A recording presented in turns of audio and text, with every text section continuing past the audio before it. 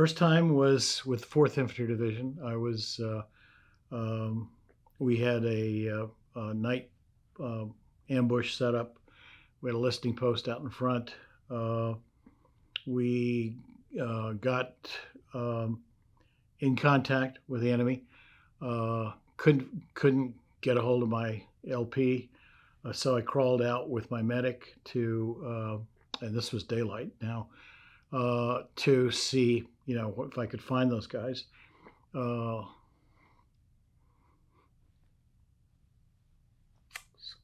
Excuse me.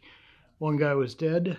The other guy was wounded, and as I reached down into the hole he dug for himself to pull him out, a sniper shot me through the neck, and it went through the chest of my medic. So I ended up dragging them both back.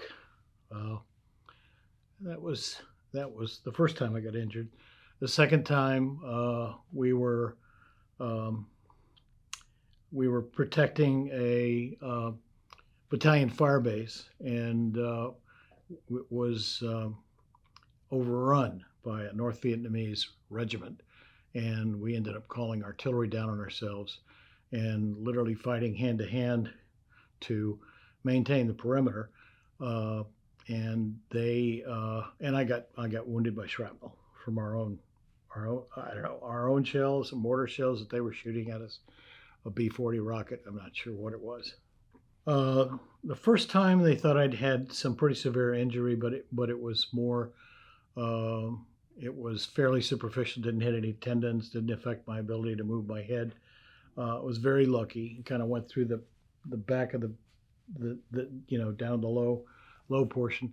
The second time I had shrapnel on my legs and my arms, and I was medevaced out, and I was in a evac hospital for a while with a lot of our people, because we'd gotten overrun. We had probably, out of a 1,000 person battalion, we had probably 70 KIAs, and we had about 150 WIAs, wounded in action. So I stayed for a couple of days, and then I wanted to get back to my company.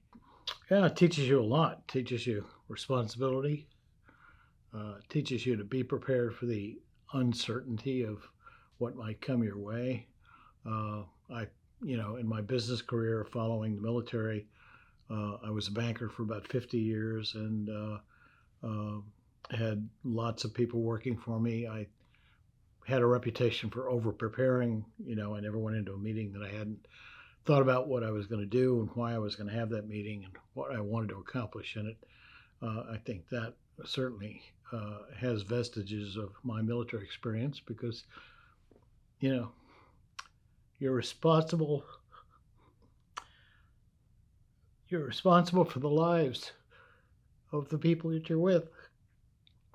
So you gotta take that very seriously, and do everything you can to bring them home. I'm proud of some of the guys that serve with. One of my kids got Distinguished Service Cross. So, and he was just a kid from Indiana, and he was amazing.